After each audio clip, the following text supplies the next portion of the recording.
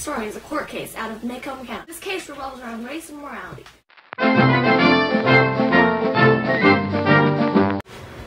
Breaking news in the case of Ewell versus Robinson. After newfound evidence, we know Mr. Bob Ewell is a left-handed citizen.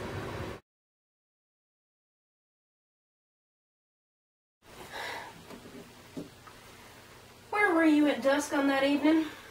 On the porch. Which porch? Ain't but one. The front porch. And what were you doing on the porch?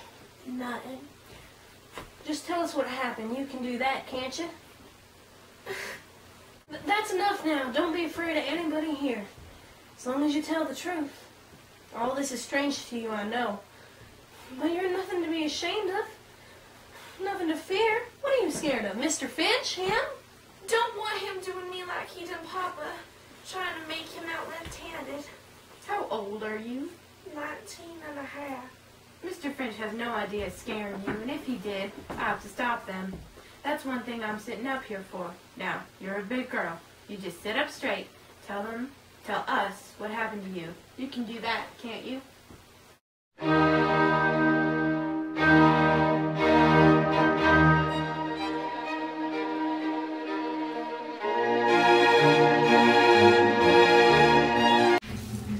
So, Scout, with all the turmoil that's going on in Macomb, there has to be a lot on your mind.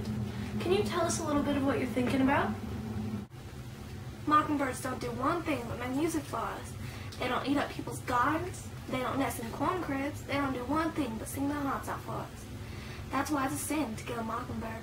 Could this be the evidence Finch needs to protect Robinson from conviction? Robinson had a left arm disability, preventing him from causing a bruise on the right side of Mayala's face. Tom, are you acquainted with Mayala Violet Ewell? Yes, sir. I had to pass her place to and fro the field every day. Is there any other way to go? No, sir. Not that I knows of. Did she ever speak to you? Yes, sir. Why, I tipped my hat on the way by every day.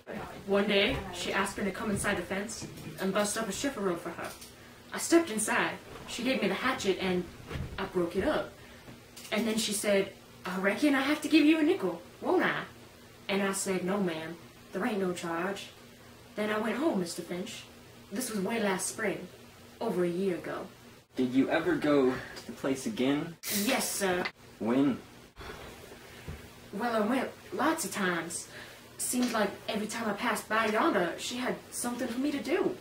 Like chopping up kindling or toting water for her. What happened to you on the evening of 21st of November of last year?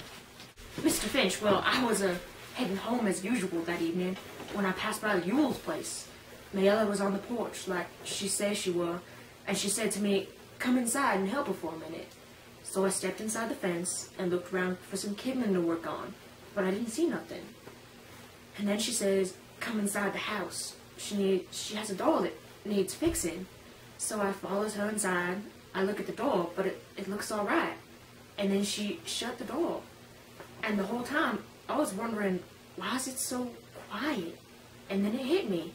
There wasn't a child in the place. Gentlemen, I shall be brief, but I would like to use my remaining time to remind you that this case is not a difficult one.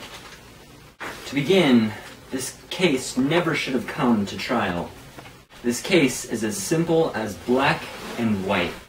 It requires no sifting of complicated facts, but it does require you to be sure beyond all reasonable doubt as to the guilt of the defendant.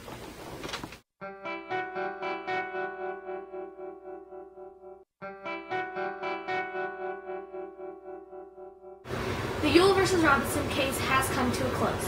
Mr. Tom Robinson has now been convicted of the rape of Mayala and Violet Ewell, despite key evidence. On behalf of this station, we plead this does not happen again.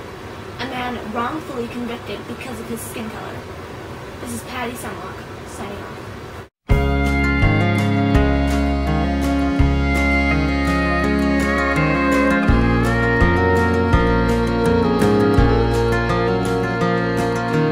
Fell to my knees with a knife in my back.